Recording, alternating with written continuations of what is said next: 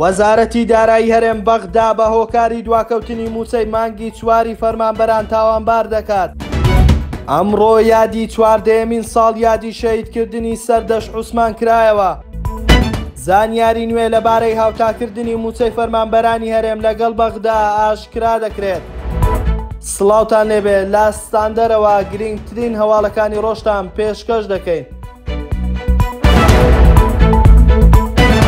هونەر جەمال وتەبێژی وەزارەتی دارایی حکوومەتی هەرێم لە لێدوانێکی ڕۆژنامەوانی دارای گەیاندووە. وەزارەتی دارایی حکوومەتی عێراق هۆکاری دواکەوتنی دابەشکردنی مووچەیە لە هەرێمی کوردستان. ناوبرا وتیشی لە ڕۆژی 22 مانگی ڕابردووەوە لیستی مووچەمان ناردووە، ئەوەی لەسەر ئێمە پێویست بووە هەموو ڕێکارەکانمان جێبەجێ کردووە، بەڵام هۆکارەکە بەغدایە و ئومێدمان وایە لەم چەند ڕۆژەدا مووچەی مانگی چواری فەرمانبەرانی هەرێم ڕەوانە بکات. جێی باسا ئاوات شێخ جەناب وەزیری دارایی هەرێمی کوردستان هەر ئەمڕۆ لەبارەی ناردنی مووچەی مانگی چوار ڕایگەیاند. ناردنی مووچە وەزارەتی دارایی عێراق دەیزانێت کە ئەم هەفتەیە دێدیان نا. ئەوە لە کاتێکدایە دوێنێ فازڵ نەبی بریکاری پێشووی وەزارەتی دارایی عێراق ڕایگەیاند هۆکاری دواکەوتنی مووچەی مانگی چواری فەرمانبەرانی هەرێم بۆ ئەوە دەگەڕێتەوە کە جیاوازی هەبووە لە لیستی مووچەی فەرمانبەرانی هەرێم کە حکوومەتی هەرێم بۆ بەغدای ناردووە.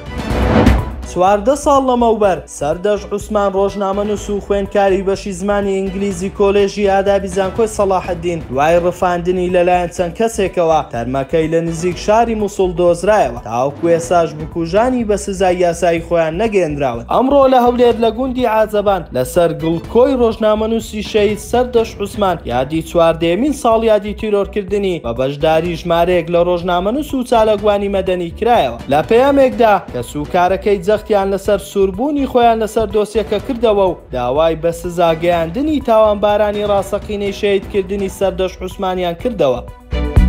جەمال کۆچەر ئەندامی ئەنجومەنی نوێنەرانی عێراق ڕایگەیاند تەیف سامی وەزیری دارایی عێراق لەبارەی مووچەی خانەنشینان و هاوتاکردنی مووچەی مووچەخۆرانی هەرێم و عێراق پێی ڕاگەیاندون هەرێم کار بە یاسا کۆنەکان دەکات و کار بە یاساکانی عێراق ناکات، بۆیە مووچە هاوتا ناکرێت. ناوبراو دەژڵێت وەزیری دارایی بەڕوونی پێی وتن هەرێم تا ئێستا وردەکاری وردی لەبارەی مووچەی خانەنشینان و پلە و کارەکانیان بۆ نەناردوون، لە کاتێکدا بۆ هاوتاکردنی مووچەی مووچەخۆرانی هەرێم و لە ناویشیاندا خانەنشینان دەبێت زانیاری تەواو و پلەی ساڵی خزمەت و ئاستی بڕوانامە و زۆر وردەکاری دیکە لای بەغدا هەبێت. ئەو کات کەمترین مووچەی مووچەخۆران و خانەنشینان دەبێتە 600,000 دینار، ئەو شێوەی ئەو خانەنشینانەی لە عێراق مووچە وەردەگرن.